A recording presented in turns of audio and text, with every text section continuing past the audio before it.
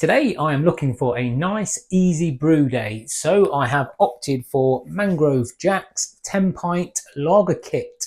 So let's take a quick look and see what is inside the box. There were instructions inside here which I have put in the bin because I will not be using them. We have got a packet of lager yeast.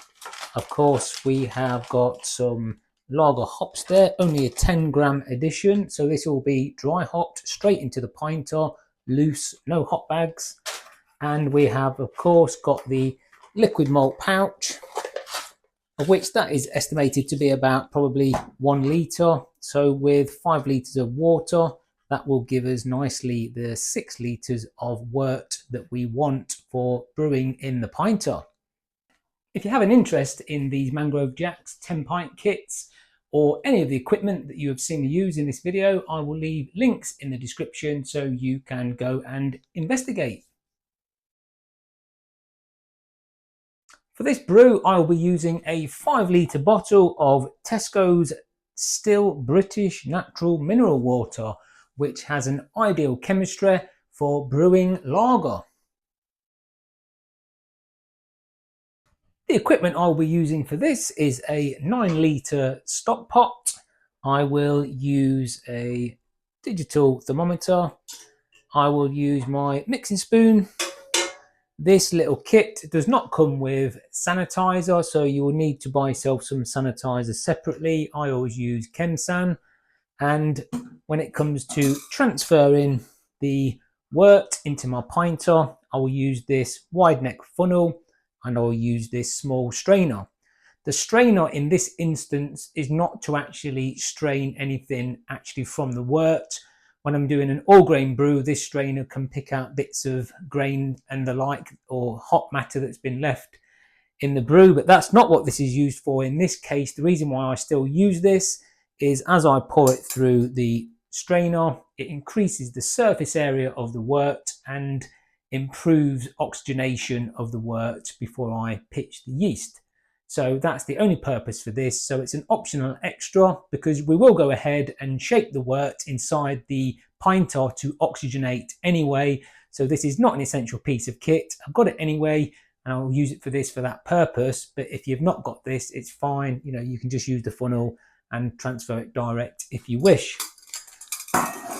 The only additional piece of equipment, if you like, is this 3 litre jug, which I find very handy for mixing in the actual Chemsan. And also when I'm actually working throughout the process, I like to put my spoon in there, keep a bit of sanitizer in there, pop my spoon in there, and I use this to sanitize these before I transfer into the pinter also. The first thing that I will look to do here to get me started is I will just get a regular saucepan and half, maybe 3/4, fill it with hot tap water. I will pop the pouch inside there, put it on a low gas and leave it heating in the background so that when it comes to pouring this into the stock pot, it will thin it out and make it so much easier to pour from the pouch and minimize the amount of the actual liquid malt that will stick to the packet. I'm only going to add half of this bottle of water to the stock pot and then dissolve the liquid malt into that. I'll keep the second half of this bottle back, so I will add it after the first half has been heated, and it will then go some way towards cooling the wort down before I transfer it to a sink of cold water to finish cooling it off to a temperature of around about 20–22 degrees C.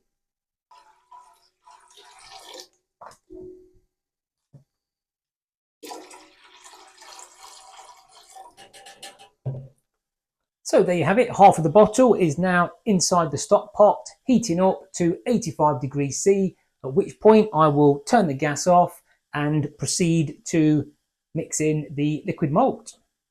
This is now on the verge of 85 degrees C, so I will go ahead and turn the gas off, remove the thermometer and stir in and thoroughly dissolve the liquid malt pouch. This gas is now off. The gas for the pouch of liquid malt is now off. So here we go, take the thermometer away. That pouch is now nicely warmed up and very loose inside there, so it will pour freely.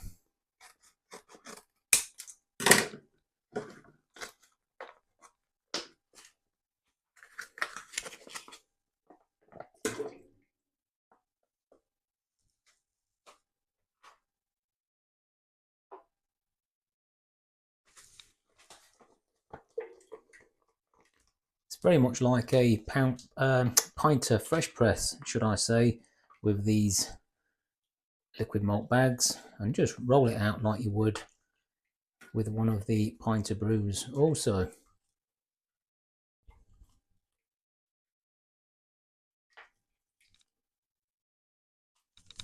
That will do.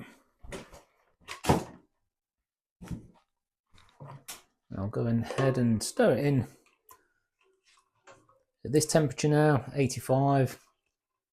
The saucepan will be sterilised and sanitised, and the water and wort inside that will be the same.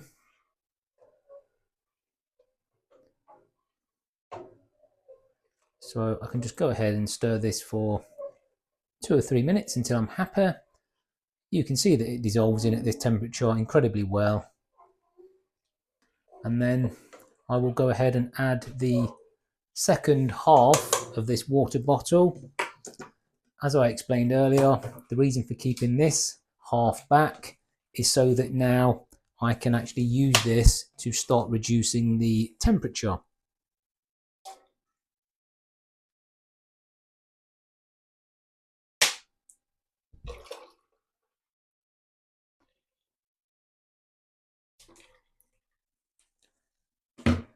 Once you have the first half of that water dissolved with the liquid malt, then when you put the second half in, even at the cooler temperature, you'll see that this still mixes up beautifully well.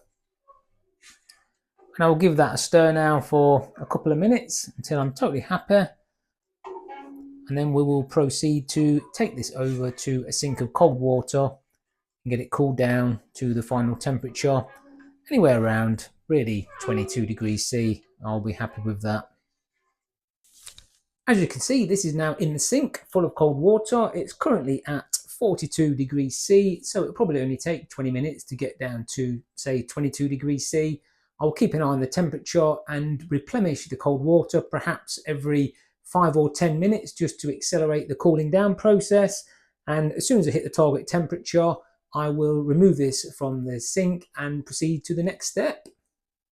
The temperature is now 22 degrees C. I have therefore removed the wort from the cold water. I'm going to make myself a quick cup of tea, and then I will bring my pinter through, get it sanitised, and then proceed to transfer the wort into the pinter, ready for fermentation. Just to show you how easy it is to mix up a 3 litre batch of Chemsan to sanitise the pinter, it's just a case of running cold water from your tap, 10 ml of the sanitizer, quick stir with your spoon,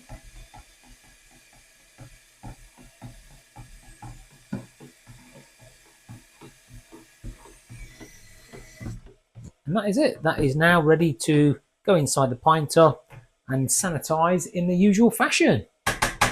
This pinter is now sanitized and ready for action. First thing I will do is add the actual hop pellets to the empty pinter. As you can see, I'm putting them in loose, no bags. The idea is that when they go in there loose, they will break up into the particulate matter, and over the fermentation process they will sink into the dock and come away with the dock when it is removed, which is my preference for this brew. This is a very small hop addition of only 10 grams, and that's why I'm more than happy to add this loose and bring it away with the dock. Any more than 10 grams I, generally speaking, do not recommend, because it can choke up the system and choke up the dock. When it expands, it becomes too much for the dock to handle, and I don't think it's good practice. So that's my advice. If you're going to go down this path of dry hopping loose inside the pinter, I would recommend a maximum of 10 grams. So we are now ready to transfer the wort.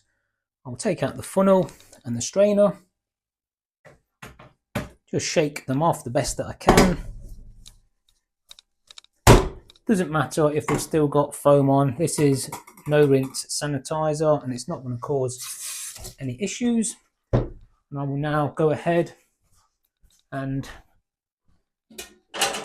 take the lid off the saucepan and transfer the wort into the pinter.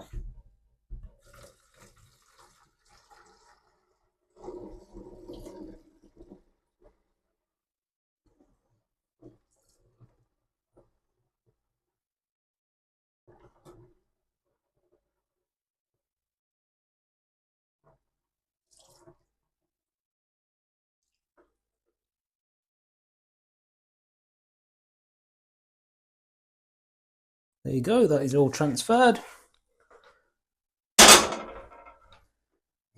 Take these away, just put them back in the sanitizer for now. And now I will go ahead and close the cap. Give this a good old shake to oxygenate the wort before I take the cap off and add the yeast.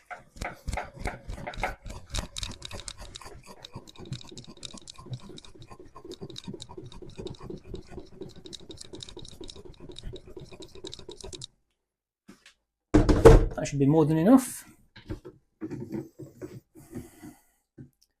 Take the lid off.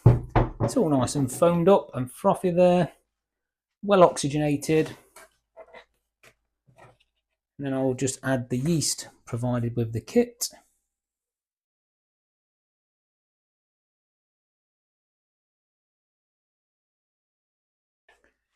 It's quite a small yeast addition here of only 3 grams compared to a normal yeast pitching for lager, let's say from pint for example, it would perhaps be double that, 6 grams. But this is what they've provided, 3 grams. So that's what we will go ahead and use. And of course, being a lager, it will go through a longer fermentation anyway and give this yeast plenty of time to divide and increase itself to get the job done successfully. So it's not something that we need to be concerned about.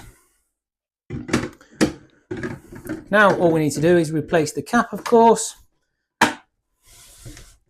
We don't need to agitate that now that the yeast has been pitched. We'll simply connect the dock, and as we flip it over, that yeast will be hydrated by the movement of the actual wort splashing down there and filling the dock up.